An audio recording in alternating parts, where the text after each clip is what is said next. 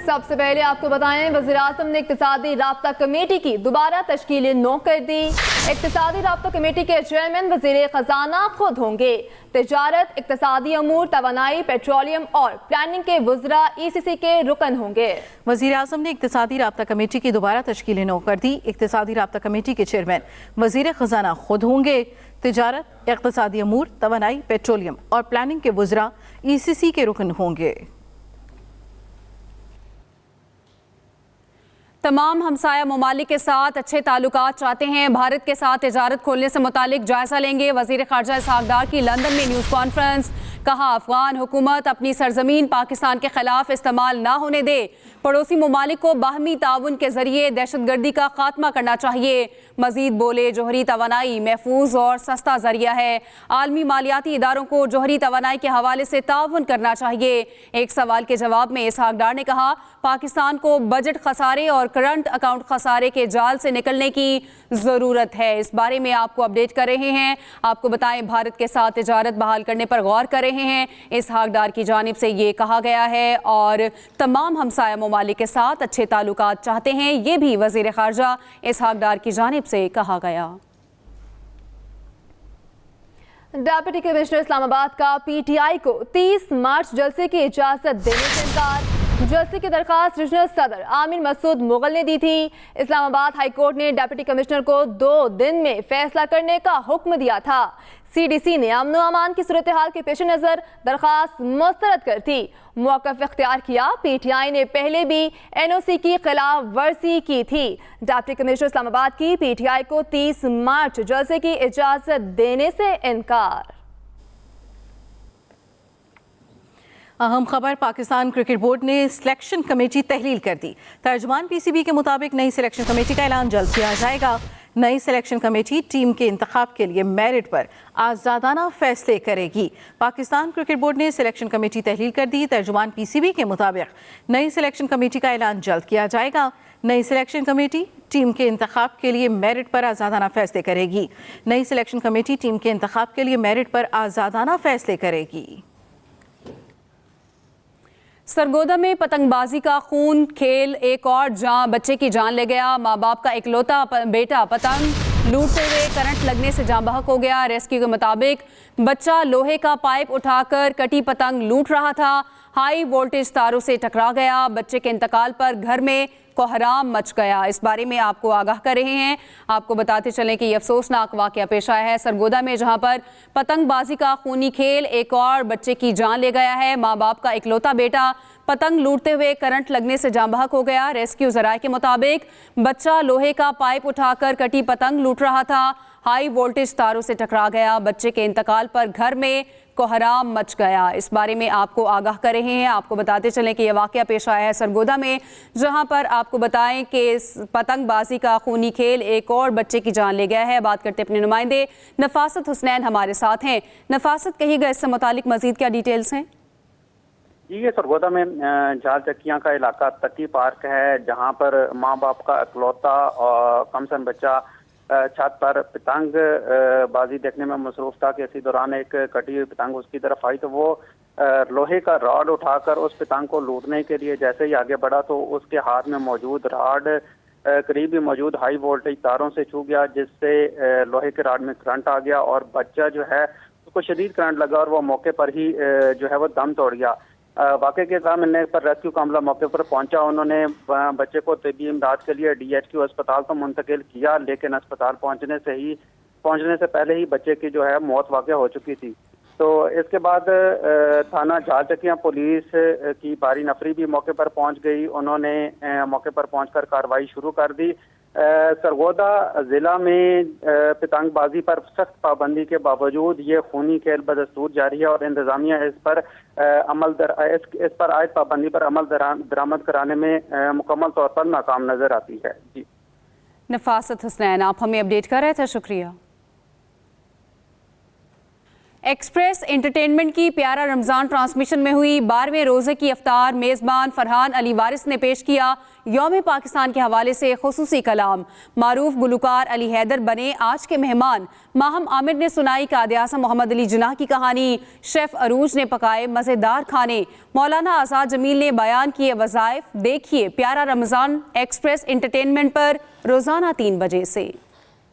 गुलशन ये वादियाँ ये फूलों की डालियाँ पाक वतन की मट्टी की ये शान मुबारक हो। पाकिस्तान मुबारक हो, पाकिस्तान मुबारक हो, पाकिस्तान मुबारक हो। यहाँ वाले लोग आखिर वक्त तक मेहनत करना जानते हैं। अभी भी उनके पास कुछ नहीं होगा, लेकिन अगर कोई किसी को मुसीबत आ जाएगी तो आप आज भी देखें। अब आप गुज़िश्ता कोविड का दौर ही देख लें कि सब एक दूसरे को पूछ रहे थे, एक दूसरे का ख्याल रख रहे थे। उनकी अम्मी ने एक दफ़ा अपने हस्बैंड से कहा था मोहम्मद अली जिन्ना के बारे में कि मैं आपको बता रही हूँ कि ये बड़े होके बहुत नाम करेंगे। जब घर पे सालन बच जाता है तो उस बचे हुए सालन से बिरयानी बना रहे हैं। वज़ाइफ का वो अमल जो हमने अल्लाह से जी अपनी कौम को लेके देना है जी। वो है या ज़ल जलाल वल इकराम या सलाम या हफीज। आज यौम पाकिस्तान है, मेरे मालिक तुझसे दुआ करते हैं कि पाकिस्तान में जितने भी परेशान हाल लोग बसते हैं सबकी परेशानियों को दूर फरमा। सुई नॉर्दर्न गैस कंपनी ने एक साल में तीसरी बार गैस कीमत में बड़ा इजाफा मांग लिया। पंजाब और केपी में गैस की कीमत 4,489 रुपए फी MMBTU करने की तजवीज़। ज़राए के मुताबिक गैस कीमत बढ़ने से बिलों में औसतन 155% तक इजाफा होगा। ओगरा SNGPL की दरखास्त पर कल लाहौर में समाअत करेगी। सुई नॉर्दर्न गैस कंपनी ने एक साल में तीसरी बार गैस कीमत में बड़ा इजाफा मांग लिया। पंजाब और केपी में गैस की कीमत 4,489 रुपए फी MMBTU करने की तजवीज़। ज़राए के मुताबिक गैस कीमत बढ़ने से बिलों में औसतन 155% तक इजाफा होगा। मज़ीद क्या तफसीलात हैं अफजाल तालिब से जानते हैं। अफजाल बताइएगा। जी बिल्कुल जी, गैस की कीमतों में इजाफे के लिए कल ओगरा समाअत करेगी सुई नॉर्दर्न के हेड ऑफिस में। ये सुई नॉर्दर्न ने साल में तीसरा बड़ा इजाफा मांगा है। इससे पहले 2 मरतबा इजाफा हो चुका है, अब तीसरी मरतबा इजाफा मांगा है। अगर ये इजाफा मिल जाता है तो अमलन सारिफ के लिए गैस 150 से 155% जो है महंगी हो जाएगी।